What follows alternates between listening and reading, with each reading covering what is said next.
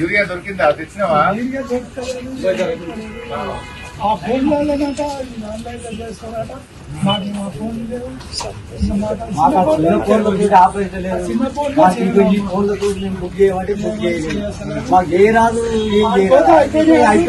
ఏం పేరు?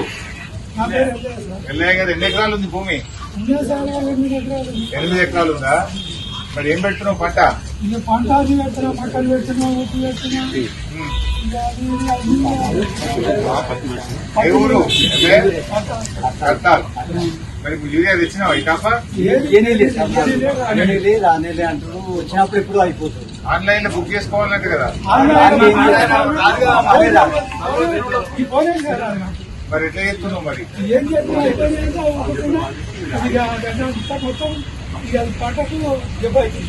ఈ వానకాలం ఏం పెడుతున్నావు? ఇక వానకాలం మాత్రం ఏం పెట్టినా ఈ మందులు లేదు, మాత్రం నుంచే సంతోషం. ఇక కరెంటు కూడా ఎంత వస్తుంది? ఎప్పుడు వస్తుంది, ఎప్పుడు వస్తుంది అర్థమవుతలేదే. మొన్న ఏమొచ్చింది యాసంగి పంట నీకు? ఏమొచ్చింది సార్? వడ్ల మక్కల ఒడ్లు ఎంత తరుగు పెట్టిరా? ఇక తరుగు మస్తు పోయింది. ఎంత పెట్టిరు? ఎంత పెట్టిందో ఏం పెట్టిందో అది మనకు అర్థం కాదు.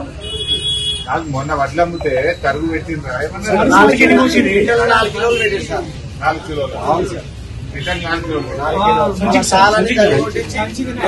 సంచి కంటింటల్ కా? సంచికి 50 కిలోలు అంతే. రైతు బంధు కొట్టదా? రైతు బంధు 2 ఎకరాలకి వేసింది. ఎకరం ఒకసారి 8 ఎకరాలు 6 ఎకరాలకు ఎగబెట్టిండు. 2 వచ్చింది 6 ఎగబెట్టినాడు.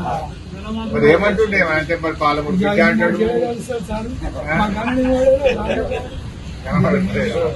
కొండారెడ్డిపల్లి కదా పంతకు పోయిన వారు. ఏం పోయినా రైతులు ఏమనుకుంటారు? రైతులు ఏమనుకుంటారు? ఏం పెట్టిండే వాడు? రైతు బీమా బంద్ పెట్టిండు, బోనస్ బోగస్ చేసాడు, కరెంట్ ఆగం చేసిండు. ఒక్కటి చెప్పు నాకు ఆయన చేసింది ఏదైనా మర్చిపోయి. ఏది మంచిగా ఆడలు కేసీఆర్ ఇచ్చిన కరెంట్ కథం చేసిండు, కేసీఆర్ ఇచ్చిన రైతు బంధు కథం చేసిండు, కేసీఆర్ ఇచ్చిన రైతు బీమా కథం పెట్టి పాలు కూడా పాలు వస్తే 35 రూపాయలకు తెచ్చింది. మళ్ళీ అందులో 4-5 రూపాయలు కట్ చేసి